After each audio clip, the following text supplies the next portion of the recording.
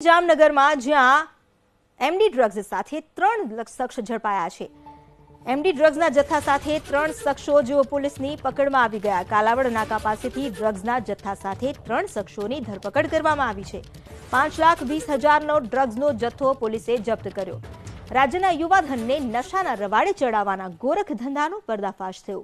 જામનગરમાંથી ડ્રગ્સનો જથ્થો મળી આવ્યો। મેફેડ્રોન ડ્રગ્સના જથ્થા સાથે 3 શખ્સોની ધરપકડ કરવામાં આવી છે। આરોપીઓને કાલાવડ નાકા બહારથી ઝડપી પાડવામાં આવ્યા અને 5,20,000નો જથ્થો જપ્ત કરી પોલીસે વધુ તપાસ હાથ ધરી છે।